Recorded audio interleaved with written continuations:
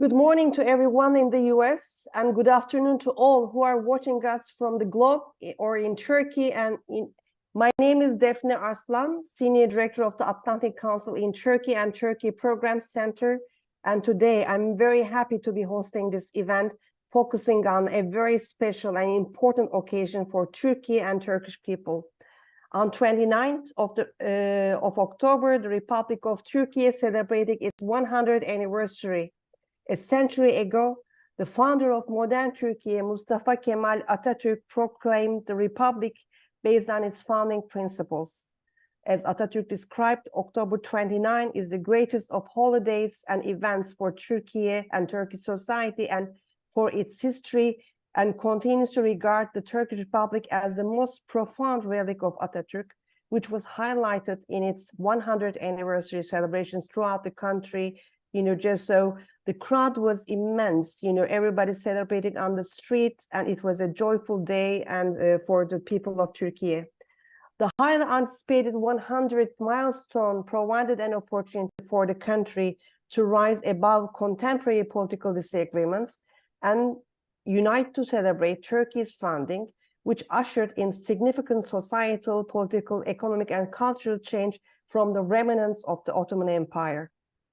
With Turkey entering a new centenary with new but different ambitions, its founding principles hold more value than ever at present, as Turkey finds itself in the center of many globe's most significant developments and pressing challenges, both externally and internally. Now it is my pleasure to introduce you to our great panelists, Cansu Çamlıbel, columnist at T24 and a great journalist of Turkey, Pınar Dost, non-resident fellow at Atlantic Council in Turkey, and Sinan Ürgel, director of EDAM and senior fellow at Carnegie Europe. Before we start our discussion, I want to remind some of the housekeeping notes as well, which you will be finding also on the chat box. This event is under record. Towards the end of the event, we will open up the panel for questions from the audience. You can submit your questions by visiting the askac.org. We also encourage you to engage with us on Twitter, now we call it X, with the handles at AC Istanbul and at Atlantic Council. With that, we can start our discussions on the implications of Turkish Republic centenary. And with that, I would like to welcome again our guests with this occasion. I would like to start with Pınar Dost. Pınar is an historian specialized on Republican period history and especially on Turkish foreign policy. Pınar is also author of a book on Atatürk. Pınar, so welcome again. Today's Turkey is very different from early Republic years. Is this the Turkey Atatürk has envisioned as he and his fellow leadership established Turkish Republic in 1923? What are important elements of the continuity and changes you see over the 100 years of the Republic? Could you shortly give us an historical overview with your expertise? Thank you. Thank you, Defne. I mean, it will be hard to give an overview of the 100 years in a couple of minutes, but I'll do my best. So in the early Republican years, domestically, the priority was given to modernize the country and its population. Modernization was understood as westernization, and starting from the 30s, for Atatürk, the West was the US, and the US was not perceived as imperialist, as the other European powers against whom the country fought in the First World War first, and later on during the Independence War. So as you know, this was a top-to-down, complete transformation. Reforms touched all aspects of the state, both public and private spheres. The process wasn't easy and made a complete break with the Ottoman past. Many of the reforms have survived these 100 years, but some have been started to be questioned with the rise to power of the AKP. So in its first decades, with AKP's liberal policies, such as progress with the EU accession process, or a sort of reconciliation with its ethnic and religious minorities, the Republic's previous harsh policies toward minorities, or the military's tutelary role over civilian political life, and its guardianship of secularism were all questioned. And then in the following decade, with the government's anti-democratic policies and transition from parliamentarian to presidential system, while still an electoral democracy, Turkey is now governed with a sort of one-man regime, as was the case in the early Republican period. So this is the downside of the 100 years history. But despite all its ongoing and unending problems with democracy and secularism, this republic has become an influential middle power at the forefront of many of the important pressing global issues. So let's look at the foreign policy now. In the early years of the republic, Atatürk followed a policy he called peace at home, peace in the world, where consolidation of the regime and the creation of a nation state within the internationally recognized borders took precedence over any adventurism abroad. This was a foreign policy of neutrality in major confrontations. And before his death, as you may remember, Atatürk warned about an upcoming world war and said that Turkey needed to stay out. This is what happened. Turkey was neutral during the Second World War. And after its entry into NATO in 1952, and during the first 20 years of the Cold War, Turkey followed a policy completely based on US interests and built its defense architecture accordingly. The Johnson letter in 1964 was a kind of aha moment, as the country realized that it could not use US arms contrary to US interests, which pushed the country afterwards to follow a multipolar foreign policy. After AKP's rise to power, the assertive foreign policy activism in the old Ottoman Empire territories, labeled as neo-Ottomanism, provoked much criticism in the West. Actually, this policy was defended and put into action to some extent long before, first during the center-right leader Prime Minister Özal, and later by Social Democrat Foreign Minister İsmail Cem. While in the first decade of AKP rule, a soft power policy, foreign policy, was followed. After the Arab Spring and the start of the Syrian war, Turkey's foreign policy started to make use of hard power. Becoming a regional power, so it was not a new idea. But today, Turkey has the means to make it possible, as the country increased its military capabilities and self-sufficiency in the defense sector. Let's remember, these efforts for self-sufficiency in the defense sector started in the 90s. Due to arms embargoes, the country has been subjected to, and unfortunately, continues to suffer from. So at the end of the 100-year mark of the Republic, Turkey is less democratic, but more influential regionally and acting more independently from the West. Despite recent years' economic troubles, Turkey is still a G20 country with the world's 19th largest economy, NATO's second largest army, the world's 12th largest arms exporter, with an increasing military footprint abroad. Turkey is the 12th largest country by manufacturing output, a top donor country globally, and the world's largest refugee hosting country. I mean, I really don't like the sentences which starts like, if Atatürk was alive, but because you asked me to compare, I can say that there are probably things he wouldn't agree with, and other things he would appreciate looking at how Turkey has evolved. Non-belligerence and neutrality are realist policy options for a small power. But a regionally influential middle power may choose to become more active in foreign policy. So I really don't know how he would evaluate our current foreign policy if he was alive. To finish, I just would like to say that, I mean, everything changes, regimes change, leaders change, policies change. But what stays the same is geography. And God knows we are in a very difficult geography. And I don't think our mission, what we are doing will be never easy. So thank you. These are my starting points.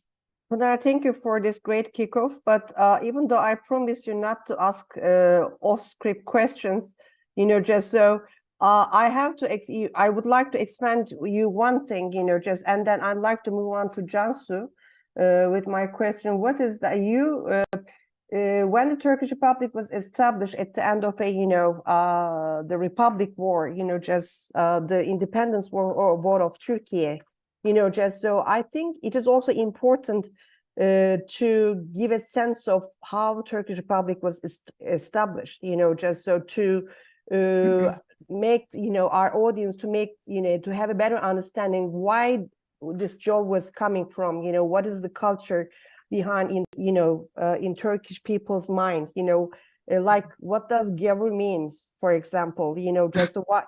And can you a bit tell us about the War of Independence as an historian, and how and why Turkish Republic was established, and if you can also give a very quick comparison, because I think it is very different from one man leadership then and one-man leadership now. Okay, you know, Absolutely, time has changed.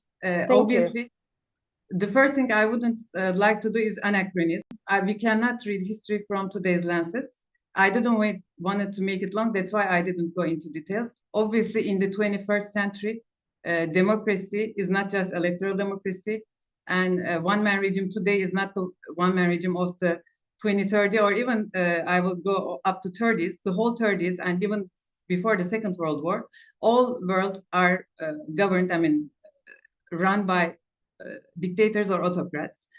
In 30s, we know what happened to the world. So let's go back to the independence war. The independence war was a coalition of all powers, conservatives or people coming from Young Turk regime. Atatürk and others have studied abroad in Germany, in European countries, and they made a union to save the country against the occupiers. Occupiers were the colonialists, European colonialist powers. So at that time, there was no idea of modernization, westernization. Atatürk always shared his ideas progressively. So at the beginning, it was a joint effort to just remove the envahir, the oppressor, and the imperialist powers from the country. And then the republic was an idea of Atatürk. He didn't share with its even close entourage at the beginning. It became with time, but he always had in his mind West as a model. But as I said at the beginning, for him, the West was not Europe, never. And even in the period of the between two wars, he approached the US for financial help. And even he wanted to follow the US lead, but he couldn't get the interest he put into US back. I mean, as we know, with US, there was never a war in the past. So I don't know what you asked me. Shula, I wanted you to talk about this, literally the SARE agreement and how this moved to, you know, Turkish War of Independence very quickly. One sentence, and I want to really move to Cansu. Okay, sure. SARE was an important, today, again, we are continuing to speak about SARE syndrome. What does it mean? Because in SARE, Ottoman Empire was completely divided into different mandates, and many different populations of the empire had revendications through the empire. So France, for example, has promised Armenia a state. Kurds had a state. So all these different, I mean, we all know the SARE agreements map. This very much affected people's minds. And if today we are talking about this SARE syndrome, it's because, I mean, this country and their leader, Atatürk, and its entourage made an incredible independence war against these powers. So all the populations had other guarantor countries who were protecting them. And we can say that even the First World War was run to end with all empires, Ottoman Empire, Austro-Hungarian Empire, and there was a long time plans to divide the empire. So this republic is precious. We need to protect it. This is for sure. But this is clear that when Atatürk had this modernization and westernization project, it wasn't shared with everyone. So this country always made this battle between different ideologies and modernizations ideas. Not Thank you, everyone. Thank you very much. I need to just stop there, you know, just because we also have two other great speakers, John. So I would like to start with you, you know, just so, and very quickly, you know, just how do you evaluate 100th anniversary celebration across the country? I'm sure you were there, you know, some part of Turkey, and I was there, incredible crowd. What do you think the messages were from the public that was sent to the government? Is there anything that you want to highlight there, you know, just and also you know, other that I will elaborate the other topics with you as well. Thank you.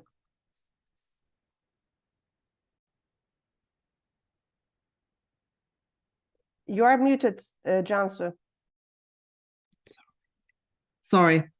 Daphne, thanks so much for the introductions and also the invitation for this panel, because I believe it's very important to continue to talk about the centennial of the Turkish Republic, which we all believe that hasn't been done enough in Turkey. And I think you kind of referred to that mood of some of us in Turkey who felt underwhelmed by the government's performance of celebrations.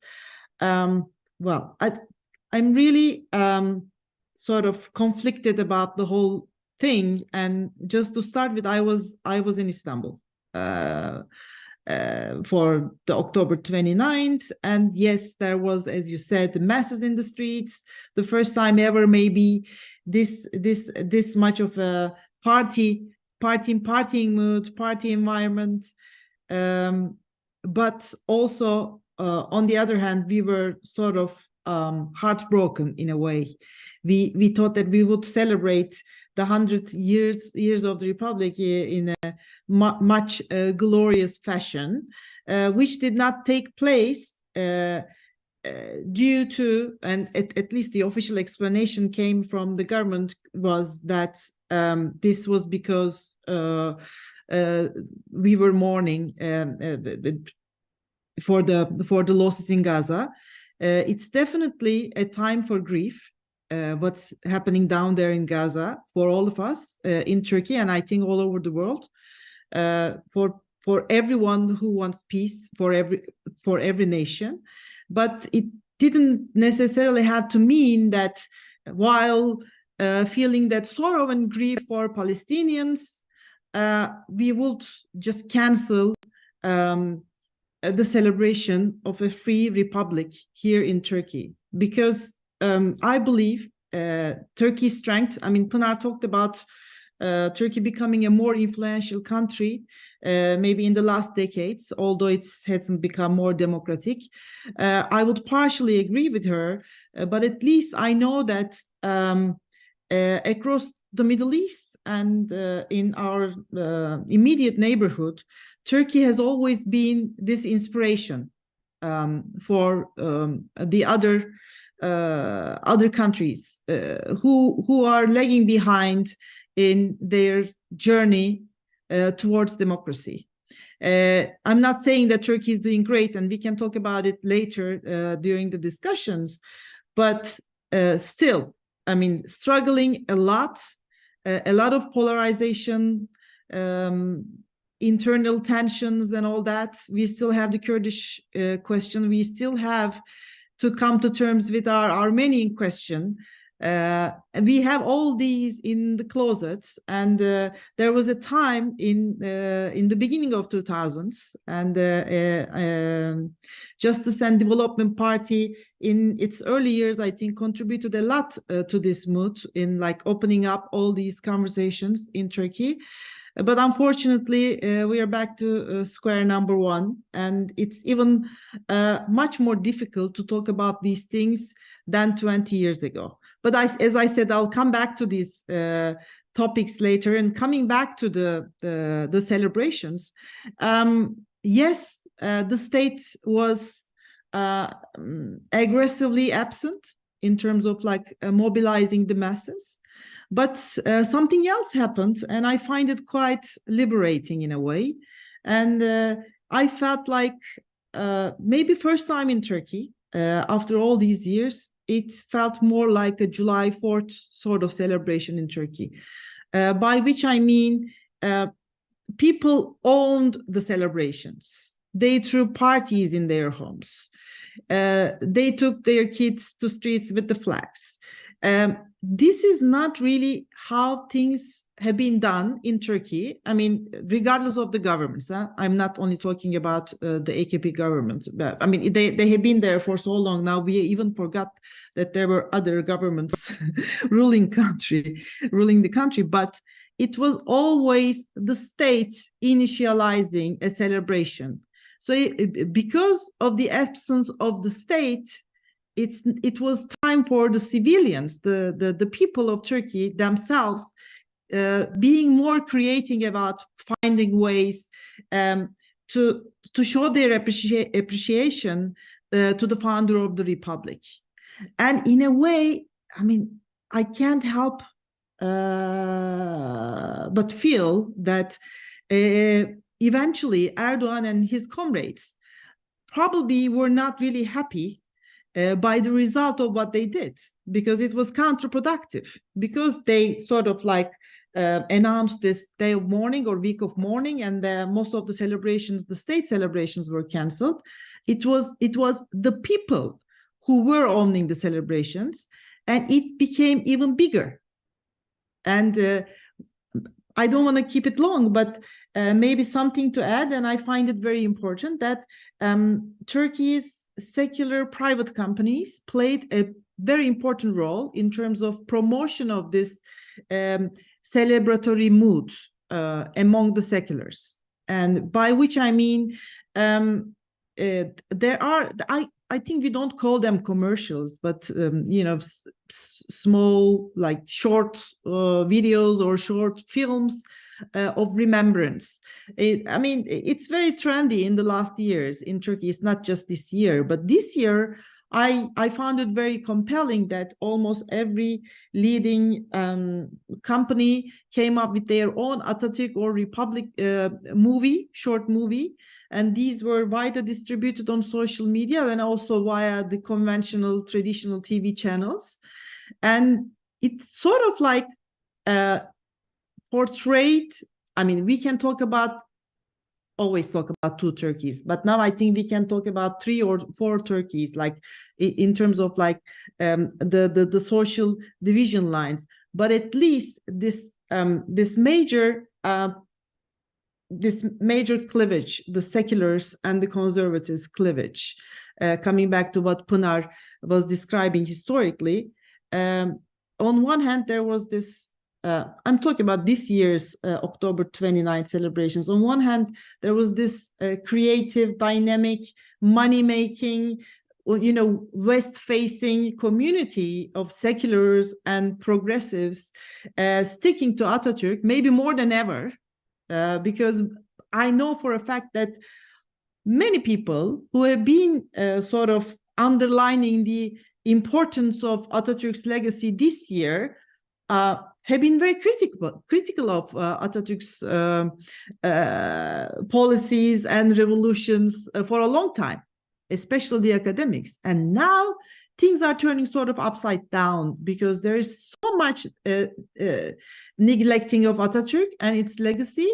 Now even academics and all the intellectuals who have been critical of Atatürk, overemphasis of Atatürk, and now coming back and sort of like embracing Atatürk. Yes, I will stop there. Sorry, maybe I kind of like it took too long. No. This is useful, Cansu. In a way, you are saying that after 100 years, Atatürk emerges as the one and only embracing and uniting power and leader in Turkey.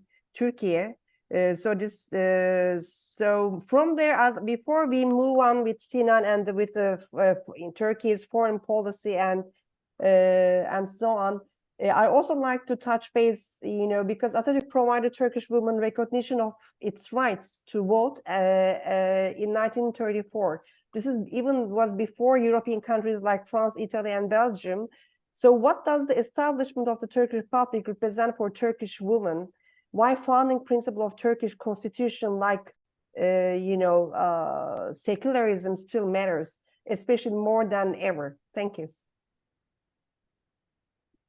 Defne, when you invited me to this panel, I rethought about how to give you my take on the centennial and celebrations and what it means for the people of Turkey. Then I realized that maybe I should start by defining who I am in today's political spectrum in Turkey. By the way, I can't really commit myself to calling it Turkey. I'm not still accustomed to it, and I really appreciate all our foreigner friends who are really doing great in that, but I'll try. I'll do my best. Don't worry about it, just whichever you feel comfortable.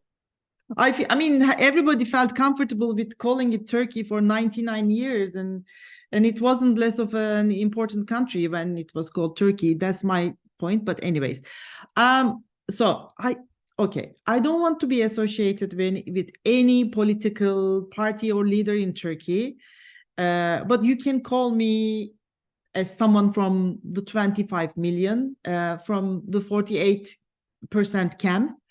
But I just realized while I was thinking about what to tell you on this panel, I would rather just call myself a secular woman who wants to preserve her freedoms in Turkey today. I mean, this is really about it. And unfortunately, it's very heartbreaking that I can't see myself, or we don't see ourselves as women in Turkey in a position where we can set the bar really high. I mean, you said, like, you talked about like Atatürk and Republic giving us the political rights in 1934, and the rest came, the rest followed. I mean, the thing is that I said I want to preserve what was given to us almost 18, 19 years ago. And this is heartbreaking because in an ideal world, I would have liked to say that I would like to expand the freedoms that we have, or I would like Turkey to expand freedoms for not just only for women, but for everyone. But we are at the stage that we are talking about preservation, and we are talking about fight and resistance, not to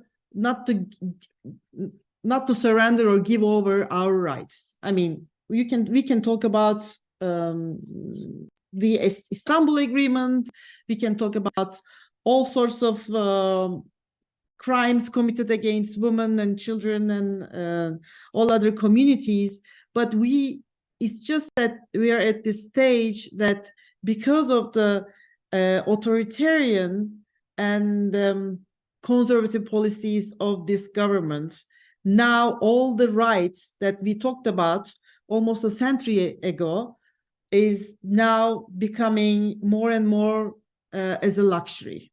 So, I mean, the thing is that, yes, as Pınar said, we can talk about like Turkey in terms of like how it's foreign policy posture, or if it's more influential, what kind of a military state is that, if its army is still the second largest army of Europe. We can talk about these things, but what is much more important for me as a woman, as a secular woman living in Turkey right now, what is at stake for me is preserving my rights and freedoms. And this is going to be an ongoing battle for some time, some more time. But I also have to remind you, Defne, that we are raising kids here. I'm proud to be raising my daughter in Turkey at all costs. So we are not going anywhere. I don't want to. It's just that I do not want to sound pessimistic about this. Yes, it's gloomy. It's sort of like this disturbing picture, but we are not going to leave the battle.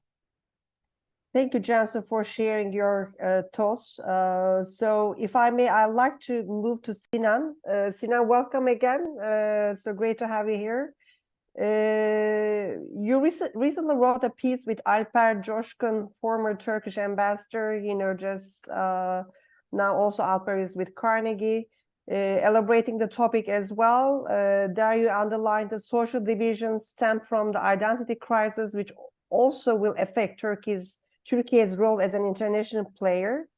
Also noting Turkey's international orientation can be shaped by the prospect of a new deal between Turkey and the West, which you also actually touched base in your recent article at Financial Times yesterday.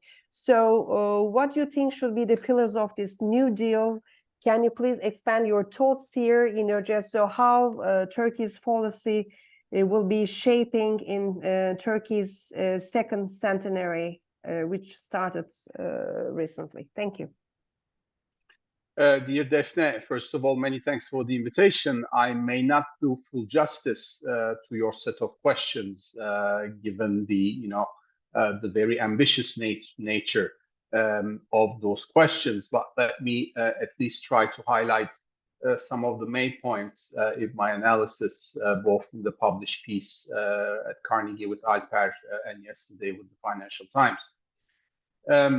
My starting position, given that this was essentially a piece looking at the first centenary of the Turkish Republic, and try to draw some conclusions going forward about the future foreign policy of Turkey, was to highlight that for very long, especially starting with 1923, but even before the Second World War, and especially after the Second World War, Turkey's strategic outlook was to anchor itself in the West. This had both a cultural and identity component, namely the political leadership, starting with the founding fathers, Mustafa Kemal Atatürk, had a vision to transform Turkish society on the basis of what they saw as universal values. This continued after the Second World War in an environment that is obviously being defined by the Cold War. So in addition, there was also a security prerogative for Turkey aligning itself with the West, which was to contain the influence of Soviet Russia. Now, at the time, this relationship was not devoid of friction. Pınar Dost already alluded to some of these difficult moments: the Johnson letter, the arms embargo, the Cyprus intervention. So there were, a number of difficulties. However, these difficulties did not fundamentally change Turkey's foreign policy outlook.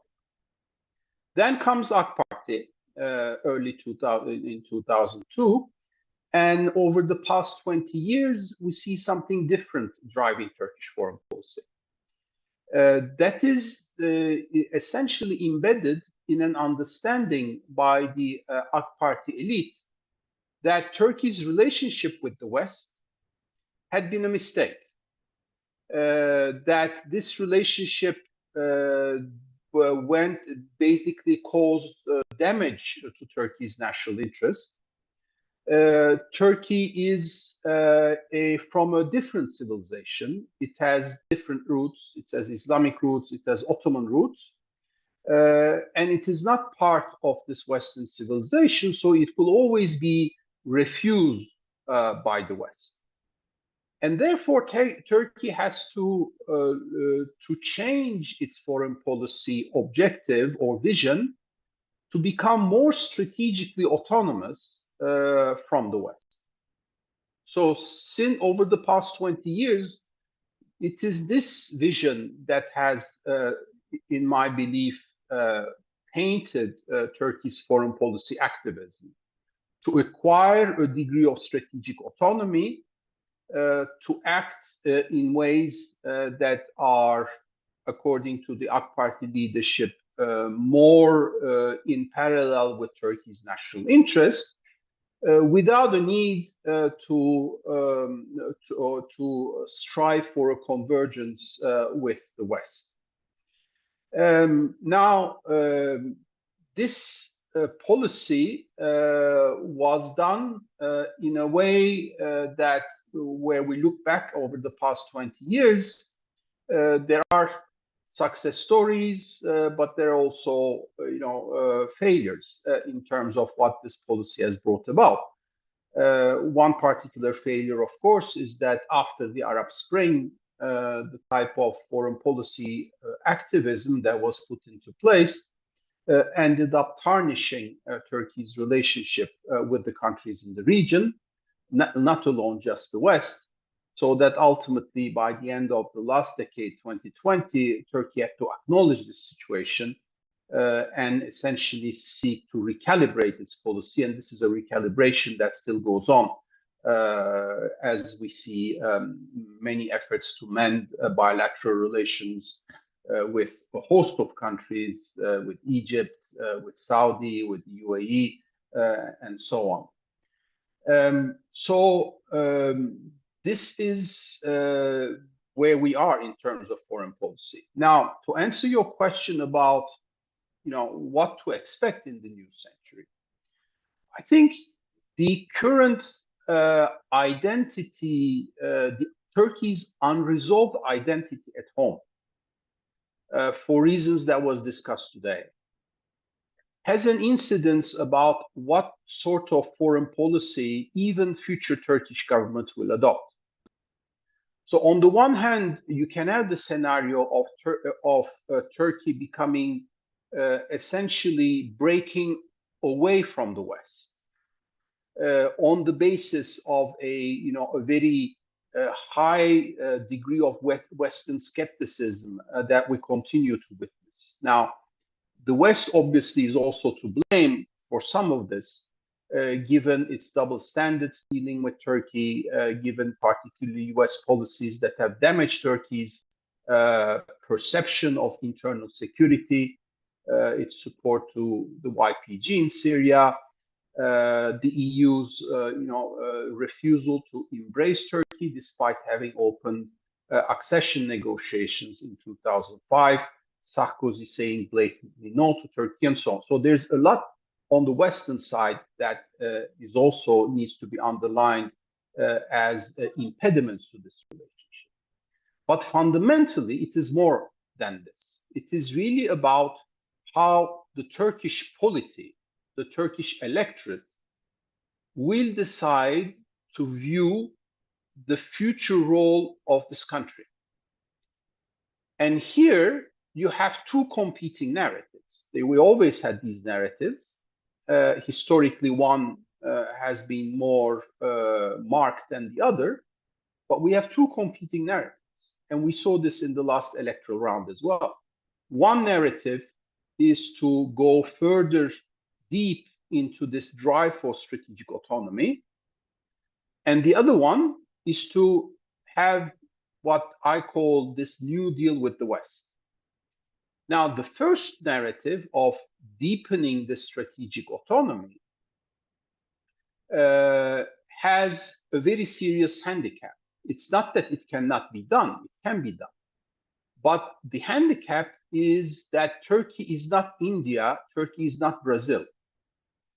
Turkey has an institutional entanglement with the West, which almost defines its, the nature of its state. The security relationship is with NATO. The economic relationship is with the EU. The legal norms-based relationship is with the Council of Europe. So that's why I'm saying Turkey is not India or Brazil.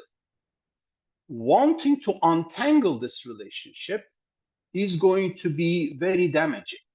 So yes, there can be a drive for strategic autonomy, but ultimately that drive has to remain compatible with this institutional entanglement. In a way, perhaps the best example is, how Spain has had a Latin America outreach. Spain is an EU member, but it has been particularly effective in its outreach towards Latin America. So that might be the blueprint for, going forward for Turkey. And here we come to the second scenario of a New Deal with the West. That New Deal with the West will also require the broad West to essentially empathize with the fact that the relationship with Turkey cannot be the same as 20 years ago. The world has changed, geopolitics have changed, Turkey has changed, there's a different narrative. So the West should also find room in its own strategic map to embed this more perhaps ambitious Turkey with its own characteristics, with its increasing sensitivity and parallelism with the concerns of the global South, And maybe that way, in fact, we would reach a better outcome for both.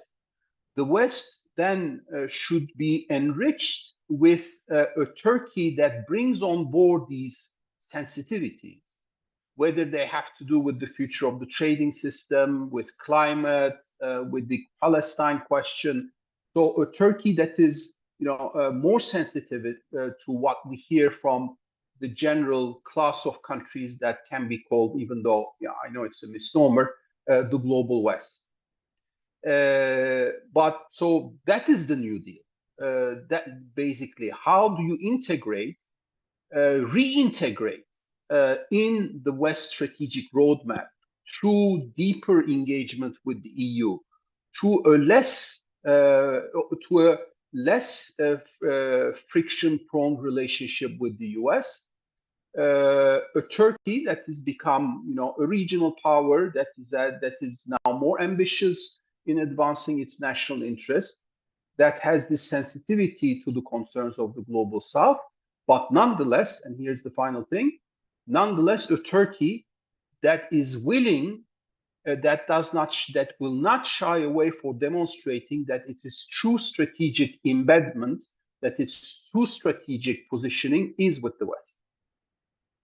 And that requires to do things more at home, particularly on the front of democracy and the rule of law. Sinan, what you have been going through is very important, especially as you underline, just so Turkey has already has established relationship and solid relationship with the West through NATO, EU, and Council of Europe. So this really, this should never be forgotten. I think with Turkey's allies, as they also, think about relationship with Turkey and. So this is something very important, and with the New Deal that with the West is very important. I think that in the new era that needs to be also, be under the, just focus. Very quickly, as you mentioned about that, I like to move a bit more on the specific topics, and how you. Turkey is, as a NATO member, Turkey, the Sweden issue, even though it is now in the Parliament's commissioned, finally, just so, what kind of, maybe if you can talk about, just why, what is the position of Turkey actually, there, and policy of the government there. And also, Turkey's within this new context that you have been describing, the Turkey's position regarding Israel and Hamas conflict. So let's touch base on that. And I also want this to be a more interactive session. And Cansu Pınar, please feel free to jump in, as we move to the foreign policy of Turkey. Thank you. Well, on NATO, Turkey repositioned itself in relation to the bid of Finland and Sweden to join NATO because it was granted a very influential strategic card, given that all NATO members have to greenlight enlargement. And Turkey used this for very understandable and justifiable reasons to pressure primarily Sweden to deliver more on what was perceived in the past as a lack of discipline in terms of fighting the influence of terror entities like the PKK in Sweden, in terms of fundraising, recruitment, and so on. So that has been the primary motivation of Turkey's stance towards Sweden. But there's been a second motivation, and the second motivation has been essentially to pressure the US government to deliver on the request of Ankara for a modernized fleet of F-16s. Given that Turkey had been basically its participation in the F-35 program got cancelled after the decision to acquire the S-400 air and missile defense system from Russia. So now the focus is on the modernization of its F-16 fleet. So there are these two parallel objectives, and the diplomacy that has been put into place since I think it was May 2022, the first time that Erdogan said no to Sweden and Finland, has by and large moved the goalpost, and now Turkey is, I think, very near in terms of accomplishing its objectives. And there seemed to be a deal in the Vilnius summit last July, where Turkey would actually, after the summit itself, send the bill for Sweden's accession to NATO, in parallel with the US government doing the formal notification to Congress for the delivery of the F-16s to Turkey, which would then create a more positive environment where, in all likelihood, Erdogan would also be invited to the White House. However, this deal did not get into practice as expected, and now we are in November, and the Turkish parliament has Erdogan signed the draft bill and sent it to parliament. That is now under discussion at the Foreign Affairs Committee, and it may possibly remain there until the end of the year. On Hamas, what we see is a Turkish leadership that is very active on this, in a way that has created tension with the West to some extent, but that is a calculated, if you want, gambit, because Turkey, rightly so, is critical, very critical of Israel's indiscriminate use of force. It is claiming that Israel is committing war crimes. Turkish TVs are full of references of genocide against the Palestinians. So there is a very critical domestic perception, which is reflected in Erdogan's speech, that speaks not only to Turkey's domestic audience, but also to the Arab street. By and large, because many of the Arab leaderships are unable to be as critical as Erdogan regarding Israel's stance. But the risk here is for Turkey, this type of rhetoric to be perceived in the West as being rather pro-Hamas than pro-Palestinian.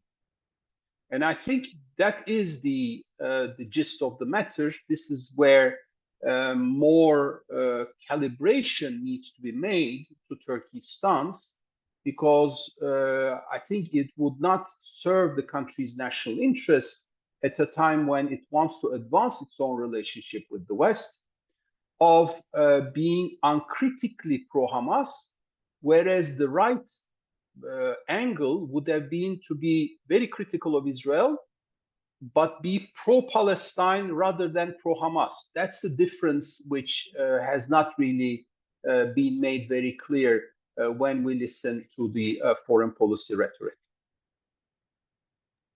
Thank you, Sinan. Very useful. Just so I'd like to, also start to take some questions as well from the audience. As we move along, we have 10 minutes left.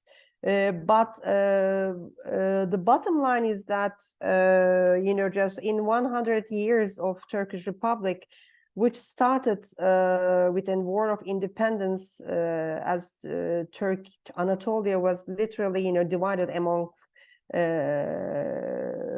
other forces, foreign forces, and then established with the founding principles And in the foreign policy, just despite the War of Independence, that there was a huge respect of the of it, not allies at that time, but the countries who actually signed the CER, just to Turkish Republic, and from there Turkey have become the part of the Western Alliance, and now with the hope that to become more autonomous on the in its foreign policy, just so which also entered into different courses, just as you explained well. But on the other hand, it is also true that without a strong economy, it is very difficult to have an independent and autonomous foreign policy as well. And this is a word that you have to be in alliances. And as Turkish Republic was founded, Turkey's interest should be and is in the West, and while also playing the strategic importance because of this geography, as also Pınar stated out in her remarks. So given that, one question from Faruk Belal. Faruk he introduced himself as from Syrian American Council. Looking at the past 100 years, which period, in your opinion, was the golden age for Turkey, and why? So this is, I think, a question to all panelists. So whoever would like to take on this, Sinan, would you like to, and maybe Pınar, just. I think there are two. One is between 1923 and 1938, because what under Atatürk the very young Turkish Republic has been able to achieve is very remarkable in historic terms, both in terms of establishing a nation state that is, fully independent, resetting the foreign policy of that young nation state in a way that is very peaceful, unlike some of its European neighbors. No irredentist foreign policy. And the third thing is also on the side of economic development in a country that is very capital poor. The economic development that took place in those years is also remarkable. So to me, that is a period which we read from history books and try to judge. But personally, I would tend to think that it is the post-1980, so the first Özal years, 83, 87, are the years that I think were the most successful in recent Republican history, because that was when Turkey got unshackled mostly from the barriers of military rule, and it put into place an economic model that is essentially at the source of Turkey's future and remarkable economic performance, including the economic performance for the first decade of AK Party rule. I think this is really the period where I think a lot of that happened within a short time frame in a way that impacted a great deal Turkey's future trajectory. So that's how I would like to respond to this question. Thank you, Sinan.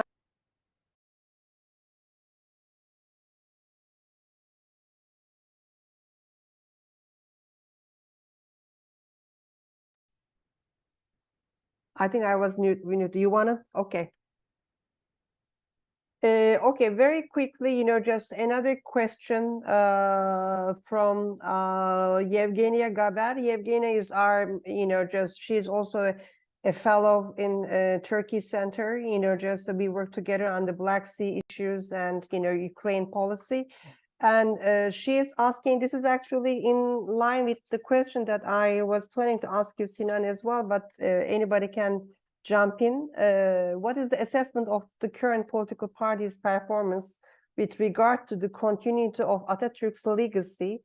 And combine that, what do we think the goals and objectives of the next generation of the political leaders be in this new era? So, thank you.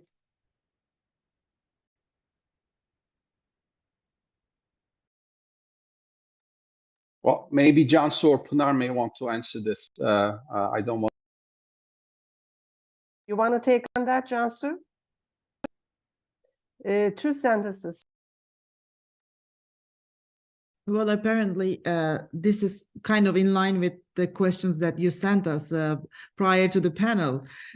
What do you foresee as risks and opportunities in the next century? I mean, this is that kind of question, and I find the rising nationalism in Turkey and populism as the main risks for the social fabric, because as Sinan and Pınar perfectly described, this is going to be an uphill battle between 2 dominant narratives. So, and I don't think this, rising nationalism and populism is going to help. It's going to help the camp who is going to be fighting for more democracy.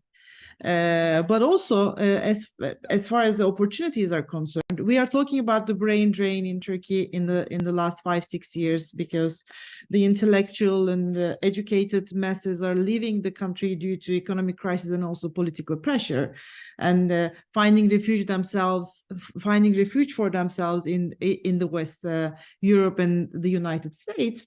I mean, this is of course a downside of what's happening inside the country after the coup attempt, because the academia is not feeling at liberty and not feeling a place for research and development. But also, we now have these thousands of people integrating themselves with the Western world and with the democracies. So yes, it's heartbreaking that they are not here. They cannot do that here. They cannot contribute to the research and development of this country. But also now they are learning to become global citizens and to act in a coordinated manner with their international colleagues. I think that eventually is going to be an asset. But of course, we have to create the ways and means that they will come back to this country. I think I'll just leave it. Okay, thank you, Cansu. Just last couple of minutes. And there's a question on Montreux Convention. I don't think that, even though it is extremely relevant for our discussion, but since this is being asked by our Stefan Shapiro. Stefan is senior advisor at the Skolkoff Center of the Atlantic Council. So very quickly, it's a long question, but he claims in his questions that Turkey, the decision to lock the Black Sea to its NATO allies after the start of the Russian war, he claims that this prevents his allies from safely, convoying grain ships out of the Black Sea. And he also claims that this decision is not permitted under the Montreux Convention. This is according to Mr. Shapiro. So, Sinan, would you like to give a brief answer, to this thing, as an also former diplomat yourself? Thank you. Yes, very briefly. In fact, on the first part of that question, actually, there is no real need for a NATO fleet, because the grain deal, if it's going to continue, the Turkish fleet can actually protect it has enough assets in the Black Sea to do that. It's just that for the time being, and actually for the time being, despite Russia having pulled back from the deal, there is indeed some of that shipping that continues under the at least tacit protection of the Turkish Navy. Secondly, it is correct, Turkey does not have the legal competence under Article 19, which is the article triggered by the war in Ukraine, to formally close the straits to the passage of ships from non-Black Sea countries. And Turkey has not done that. There is no, Turkey is not claiming that it has formally closed the straits. What it is saying, it has formally closed the straits, actually, to the ships from Ukraine and Russia. That is what Article 19 is about. But what it has said politically is that it does not really want other nations' ships to sail to the Black Sea for fear of escalation in the Black Sea. And this has been met with essentially understanding from the part of its NATO allies. So, you know, a scenario where one of these allies, did not want to heed Turkey's political guidance, could indeed, send its warship to the Black Sea if it wanted to, and Turkey would not prevent it. It wouldn't have the legal right to do so. But this has not happened because Turkey's NATO allies understood Turkey's concerns for wanting to preempt an escalation in the Black Sea and have not forced Turkey's hands. So that is the situation. Thank you, Sinan. Extremely useful, referring to your extra. So before we close up, just so like to ask, have just one sentence from all our panelists, about the opportunities for the, for Turkey for the, this new centenary, and then we will close up. Pınar, can I start with you, please? Yeah. I won't exactly respond to your question. There's something I was burning to say, I couldn't. So I would like to say about this. So about the strategic autonomy of Turkey, I just would like to say that it's not only Turkey which acts independently and self-confidently in the global stage. We see many powers, and this is a new trend which we need to take into account. It's a new sort of non-alignment. It doesn't look like what we have seen during the Cold War, because they don't act together, all these powers, and they don't feel the need to change between fighting sides. So Israel, Saudi Arabia, India, there are many powers who are acting autonomously, and I think big powers needs to take this into account. I think in the upcoming decades, we will see more and more these middle powers very much affecting the international relations. So strategies need to be taken into account. Thank you, Pınar. Cansu? I think I talked about the opportunities and risks. So since we are running ahead of time, maybe I'll leave it to Sinan. Okay. Just one sentence. To follow up on what Pınar said, I don't think it's a matter of non-alignment, actually. I think it's a matter of multi-alignment. This is what will shape the future foreign policy. But in the Turkish case, I want to repeat, Turkey is not India, Israel, or Brazil. Turkey's multi-alignment has to take place in a setting where it is already institutionally very much entangled with the West. So the secret to success will be to find the right strategy of multi-alignment with this heritage, which should not be jeopardized. Thank you. With that, I want to, close our terrific panel. And again, congratulations, Turkey, for its centenary. It has been a wonderful 100 years. And I really do hope that it will be a, much better one in the next one. And with that, I'd like to thank Pınar Dost, Cansu Çamlıbel, and Sinan Ülgen, and also all my team, making this event possible today. And on behalf of Atlantic Council and Turkey Center, which I'm in charge of, so I'd like to say thank you for joining us today. So until the next one, either in person or over the Zoom. Thank you very much for joining us today.